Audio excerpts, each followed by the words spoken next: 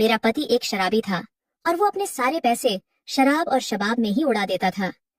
हमारे घर में खाने के लाले पड़ गए थे, इसीलिए मजबूरी में मैंने घर घर जाकर दूध बेचना शुरू कर दिया। मैं दिखने में बहुत सुंदर और गोरे गोरे उभारों वाली महिला हूँ। एक दिन जब मैं उस बड़े बंगले में दूध देने गई तो बंगले का मालिक मुझे अंदर ले गया और वहां ले जाकर दूध। हेलो दोस्तों, आज की इस रोमांचक कहानी में आप सबका स्वागत है। मेरा नाम कविता है। मेरी उम्र 18 साल है। मैं एक बहुत ही गरीब घर से ताल्लुक रखती थी। मेरे माँ बाप बचपन में ही इस दुनिया से चल बसे थे। मेरा एक बड़ा भाई है और उसने ही मुझे पाल पोस कर बड़ा किया था। लेकिन जब मेरे भाई की शादी हुई तो भाभी के आ जाने के बाद मेरे भाई में भी बहुत सारे बदलाव आने लगे थे।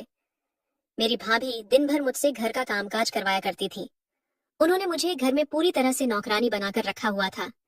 मैं जब भी अपने भाई से कुछ पैसे मांगती तो वह भाई को मना कर देती और यही कहती कि इसे अब पैसे देने की कोई जरूरत नहीं है। अगर आज तुमने इसे पैसे दिए तो ये आगे चलकर और ज्यादा चीजों की डिमांड करेगी, जो कि बिल्कुल भी सही बात नहीं है। कल इसकी शादी भी होगी, दूसरों के घर जाकर भी अगर यही सब करती रहेगी तो तुम्हारा नाम ही खराब होगा। भाभी हमेशा ही मेरे भाई को भड़काया करती थी। मेरे भाई की शादी मेरे किसी दूर के रिश्तेदार ने करवाई थी। धीरे धीरे मेरा भाई भी अपनी बीवी की बातों में आकर मेरे साथ बहुत ज्यादा बुरा बर्ताव करता था। मैं मन ही मन बहुत ही ज्यादा दुखी हुआ करती थी। मैं जब भी अपनी सहेलियों के साथ बैठा करती थी तो अपने सारे दुख दर्द भी भूल जाया करती थी। सहेलियों के साथ बैठकर मेरा भी मन लग जाया करता था। मेरी सहेलियों की भी शादी अब जल्द से जल्द हो रही थी, क्योंकि हमारे गांव में लड़कियों की शादी कम उम्र में ही कर दी जाती थी। लेकिन माँ बाप लड़कियों की शादी में लड़के वालों को मुंह मांगी कीमत भी अदा किया करते थे। मेरे भी कई सारे अरमान थे। मेरा भी मन था कि मेरी शादी एक ऐसे शख्स से हो जो मुझे बेपनाह मोहब्बत करे। मेरी सहेलियां भी मुझे सुहागरात की रात के बारे में बताया करती थीं, जिसे सुनकर मेरे भी जज्बात उठने लगे थे। मैं कम उम्र की थी, इसलिए मुझे सुहागरात के बारे में बिल्कुल भी पता नहीं था। सहेलियों की बात सुनने के बाद मैं यही सोचती थी कि मैं भी इसी तरह अपने पति के साथ शादी की रात प्यार लुटाया करूंगी। अब मैं दिन रात यही सोचा करती थी कि जब मेरी भी शादी होगी तब मैं खूब मजे किया करूंगी। इसी तरह मैं अपनी जिंदगी काट रही थी। घर के कामकाज करके जब मैं शाम को अपनी सहेलियों के साथ बैठकर बातें किया करती थी, वो लोग अक्सर मुझे अपने पति के साथ सुहागरात के बारे में सब कुछ बताया करती थी। मैं भी उनकी बातों को सुन सुनकर बड़े ही मजे लिया करती थी। धीरे धीरे अब मेरी भी शादी की उम्र हो चुकी थी। इसी वजह से भाई ने भाभी से कहा कि वह मेरे लिए रिश्ता ढूंढने लगे हैं। ये सुनते ही भाभी जल्दी से खड़ी हो गई और कहने लगी कि कोई जरूरत नहीं है। जब भाई और मैंने भाभी की तरफ देखा तो वह कहने लगी कि मेरा मतलब है कि मैंने खुद अपनी ननद के लिए अच्छा सा रिश्ता देख रखा है। ये सुनते ही मेरे चेहरे पर एक मुस्कुराहट आ गई थी।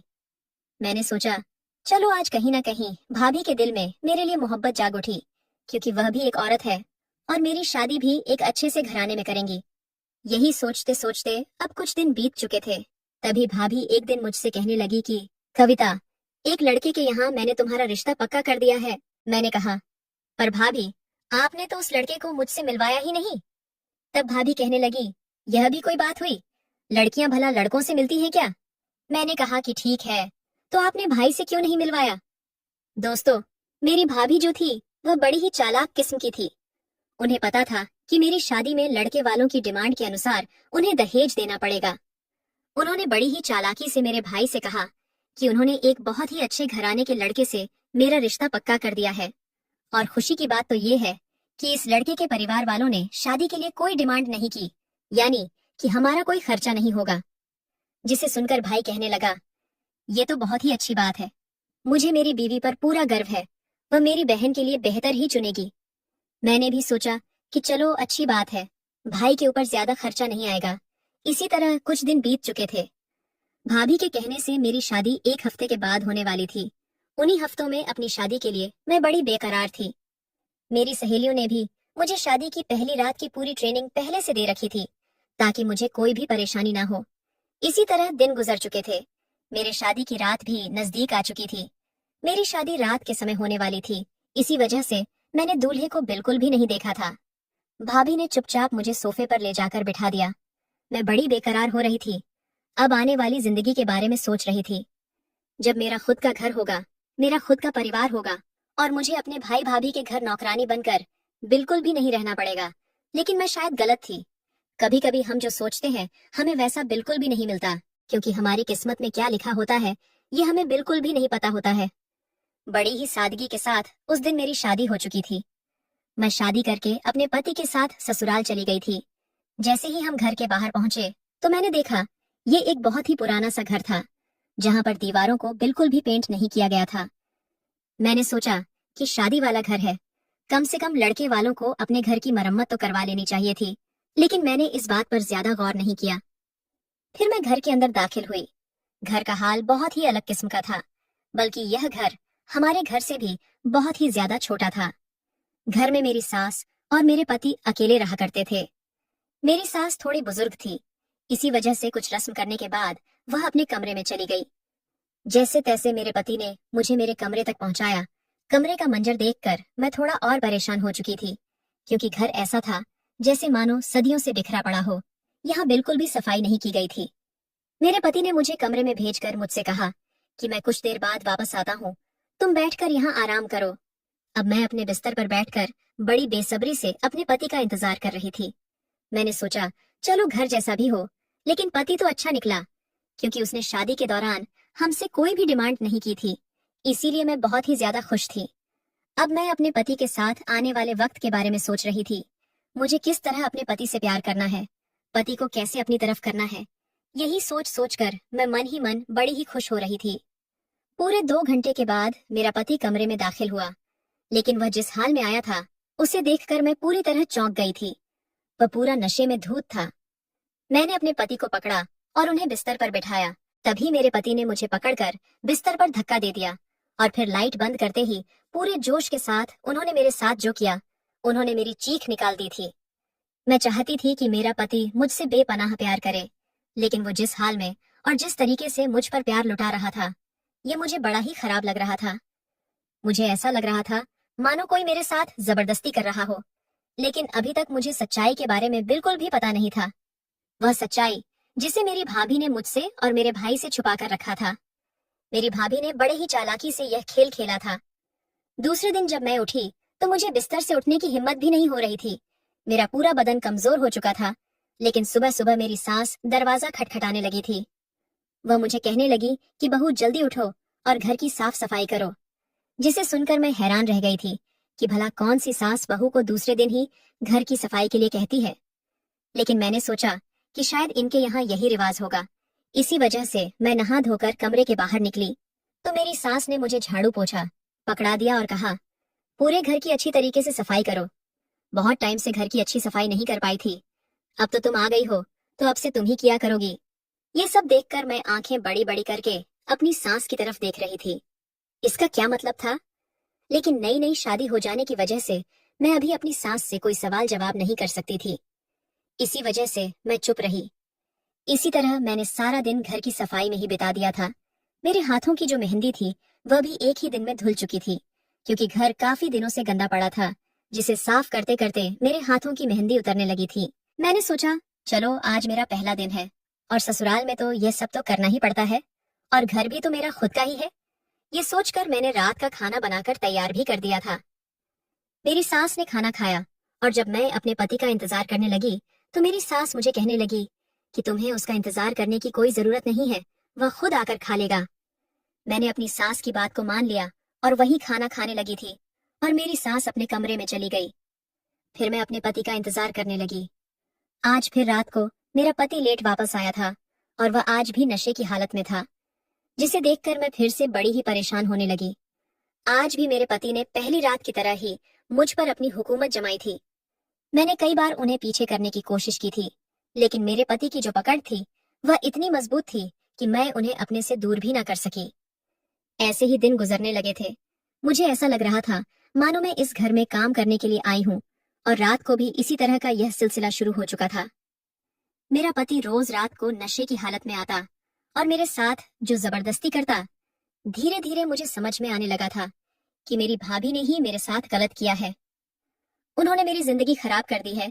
उन्होंने मेरी शादी शराबी के साथ कर दी, जिसके बदले में ससुराल वालों ने कोई डिमांड नहीं की थी। मेरा दिल बहुत किया था कि मैं अभी जाकर अपने भाई को ये सारी सच्चाई बता दूं, लेकिन मुझे पता था कि मेरा भाई फिर से मुझ पर यकीन नहीं करेगा और फिर वह भाभी का ही साथ देगा। इसी वजह से मैंने इसे ही अपनी किस्मत समझकर आगे की जिंदगी बिताने लगी थी।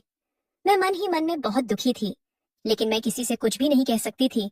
घर की हालत भी खराब होते जा रही थी, क्योंकि मेरा पति एक दिन पैसा कमाता तो दूसरा दिन उस पैसे को उड़ा देता। मैं पढ़ी लिखी भी नहीं थी कि कहीं नौकरी भी कर सकूं। मेरे ससुराल में 2 गाय थी जो मेरी सास की थी।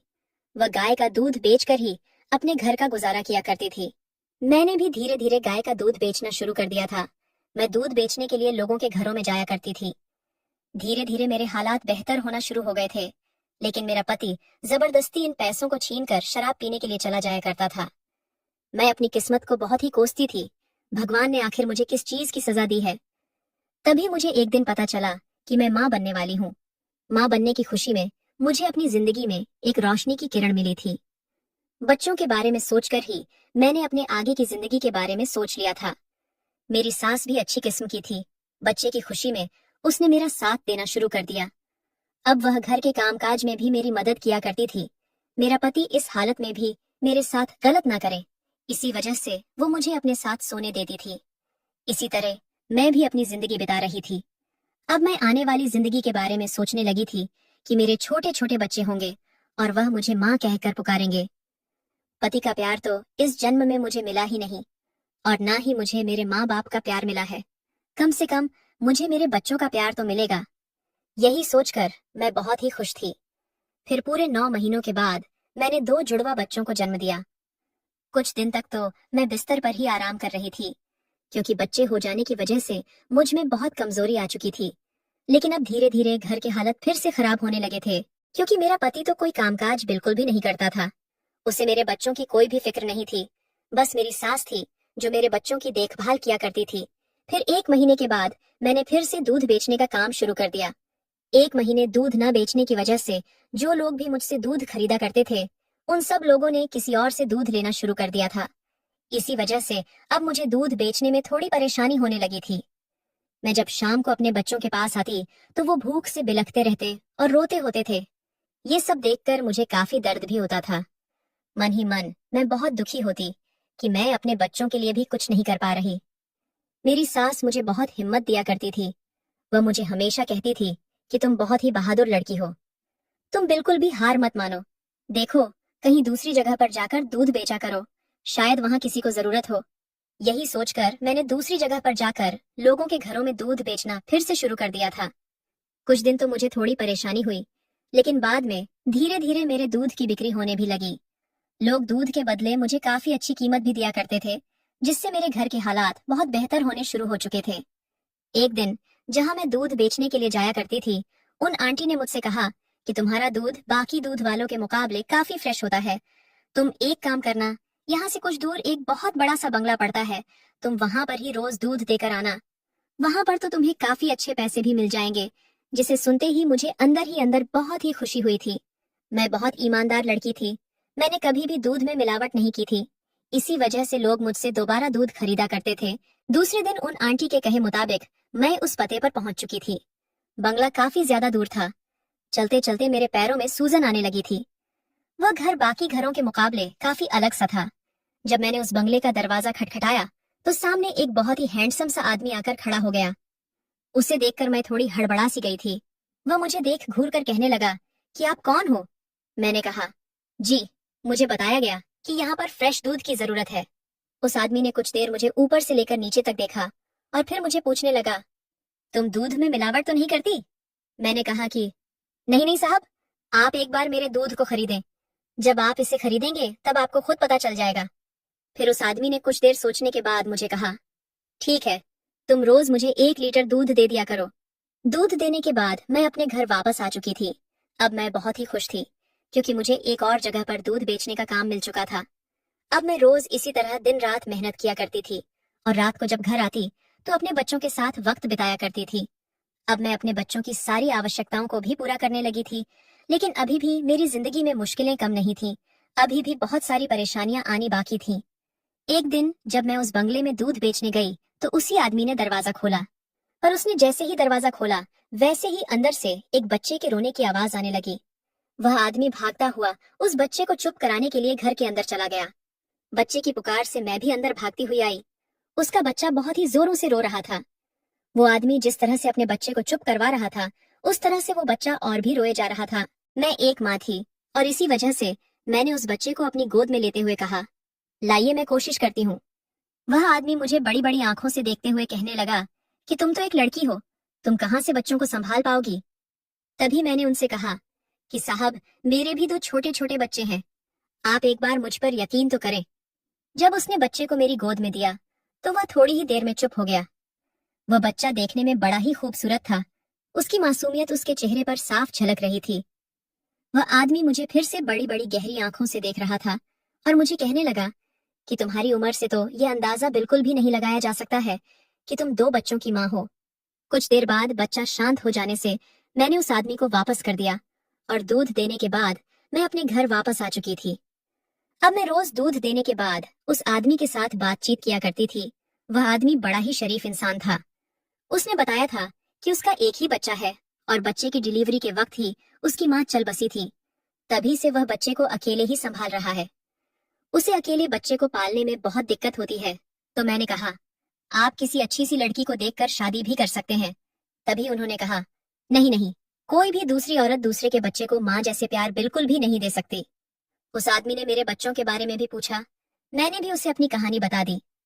वह आदमी काफी नेक दिल इंसान था। अब मैं रोज उसके घर दूध बेचा करती थी और उसके बच्चे के साथ थोड़ा वक्त भी बिताया करती थी। उसका बच्चा मेरे साथ काफी अच्छे से घुल मिल गया था। अब मैं इसी तरह अपनी जिंदगी गुजार रही थी। मेरा पति तो दिन रात अब नशे की हालत में ही रहता था। उसे तो मेरी और मेरे बच्चों की बिल्कुल भी फिक्र नहीं रहती थी, बल्कि उसे तो अपनी खुद की सगी माँ की भी कोई फिक्र नहीं रहती थी। मेरी सास बूढ़ी होती जा रही थी और मेरे बच्चे थोड़े बड़े होते जा रहे थे। अकेले बच्चों को संभालना मेरे लिए भी मुश्किल होता जा रहा था। फिर एक दिन मेरे दोनों बच्चे बहुत ज्यादा बीमार हो गए थे। डॉक्टर ने मुझसे कहा कि दोनों बच्चे जुड़वा हो जाने की वजह से दोनों को ही तुरंत अस्पताल में एडमिट करना पड़ेगा, क्योंकि बच्चों को निमोनिया हो चुका है। इसके लिए काफी सारे पैसों की भी जरूरत पड़ेगी।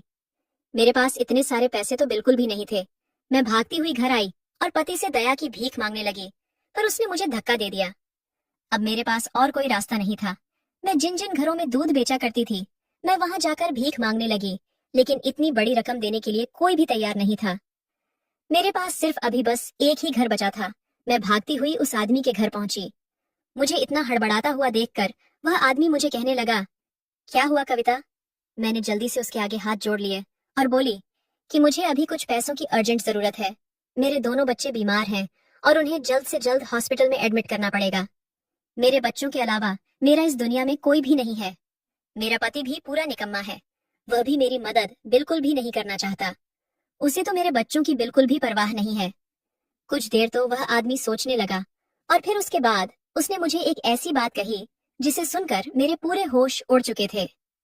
वह आदमी मुझे कहने लगा कि आज के बाद मैं तुमसे कभी भी दूध नहीं लूंगा। मैंने कहा, अभी आप यह सब बातें क्यों कर रहे हैं? तभी वह कहने लगा, क्योंकि मैं चाहता हूँ कि तुम मुझसे शादी कर लो। जिसे सुनकर मैं पूरा हक्का बक्का रह गई थी। वह कहने लगा, मेरा कोई गलत इरादा नहीं है। देखो, मेरी बीवी इस दुनिया में नहीं है और मुझे भी अपने बच्चों के लिए एक अच्छी माँ की जरूरत है। तुमने मेरे बच्चे को एक माँ जैसे प्यार दिया है और मेरा बच्चा भी तुम्हारे साथ काफी अच्छे तरीके से घुल मिल चुका है। तुम मुझे भी बहुत अच्छी लगती हो, इसी वजह से मैं तुमसे शादी करना चाहता हूँ। मैं कुछ देर चुप हो चुकी थी। वह बड़ी बड़ी आंखें करके मुझे देख रहा था। तभी वह मुझसे कहने लगा कि तुम अपने पति की बिल्कुल भी फिक्र मत करो। उसे मैं कुछ पैसे देकर तुम्हें डिवोर्स दिलवा दूंगा ताकि तुम आराम से मुझसे शादी कर सकती हो। देखो, इसमें तुम्हारी भी भलाई है, क्योंकि तुम्हें भी पता है तुम्हारा पति कभी भी तुम्हारे बुरे वक्त में तुम्हारे या तुम्हारे बच्चों के साथ खड़ा नहीं होगा। वह एक शराबी इंसान है। एक शराबी इंसान के साथ जिंदगी क्या होती है वो तो तुम अच्छी तरीके से जान चुकी हो। अब तुम कब तक ऐसे धक्के खाती रहोगी? मैं चुपचाप उस आदमी की सारी बात सुन रही थी। वह आदमी जो बातें कर रहा था वह एक हिसाब से बहुत ही सही कह रहा था। मैंने जब से शादी की है, मैंने तब से कई सारे दुख अकेले ही झेले हैं। मेरे पति ने कभी भी मेरा साथ नहीं दिया। उसने कभी भी मेरी जरूरत को नहीं समझा। और अगर आज मैं उस आदमी की बात नहीं सुनती तो मेरे बच्चों की भी जिंदगी का सवाल है। मुझे अपने बच्चों के लिए उस आदमी के साथ शादी करनी ही पड़ेगी। तभी मैंने उस आदमी की बात को मान लिया था। फिर उस आदमी ने मेरे कहे मुताबिक मुझे 1 लाख रुपए दे दिए और मैंने अपने बच्चों को अस्पताल में एडमिट करवा दिया। कुछ दिन तक मेरे बच्चों का इलाज चलता रहा और इसके बाद मेरे बच्चे बिल्कुल सेहतमंद हो चुके थे। मैं उनको वापस अपने घर ले आई। अब कुछ दिन बाद वह आदमी मेरे घर पहुंचा। उसने मेरे पति को 2 लाख दिए। उसके बदले में मेरे पति ने मुझे डिवोर्स दे दिया। मैंने भी चुपचाप डिवोर्स के पेपर पर साइन करके उस आदमी के साथ कोर्ट में जाकर शादी कर ली। फिर उसके बाद मैं उसके घर आकर रहने लगी। कुछ दिन तो मुझे बहुत ही अजीब सा लग रहा था, लेकिन धीरे धीरे उस आदमी के दिल में मेरे बच्चों को लेकर जो मोहब्बत थी, उसे देखकर मैं पूरी तरह पिघल चुकी थी। वह आदमी सच में नेक इंसान था। वह मेरे बच्चों और अपने बच्चे में कभी भी फर्क नहीं करता। उसने मेरे बच्चों को भी अपने बच्चों की तरह ही प्यार दिया था। अब धीरे धीरे मुझे भी उससे प्यार होने लगा था। शादी हो जाने के बाद हमने एक बार भी सुहागरात नहीं मनाई थी, क्योंकि मेरे पति ने मुझे कहा था कि जब तुम चाहोगी तभी मैं तुमसे संबंध बनाऊंगा। इसी वजह से मैंने एक शाम को अपने पति के आने से पहले पूरे घर को अच्छी तरीके से सजा लिया। जब मेरा पति घर के अंदर दाखिल हुआ तो वह मुझे देखकर हैरान हो चुका था। मैंने सारे बच्चों को दूसरे रूम में सुला दिया। मैं अपने पति का हाथ पकड़कर उसे अपने साथ कमरे में ले गई। वह कमरे में आकर मुझे अपनी बड़ी बड़ी आंखों करके देख रहा था। उसके चेहरे पर हल्की सी मुस्कान थी। मैंने उसका हाथ पकड़कर उससे कहा, तुम मेरी जिंदगी में आए हो और मेरी जिंदगी बदल चुकी है। मेरे बच्चों को बेहतर बाप मिल चुका है। अगर तुम मेरी जिंदगी में ना आते तो शायद अभी भी मैं अपनी जिंदगी में परेशानियां झेल रही होती। इसके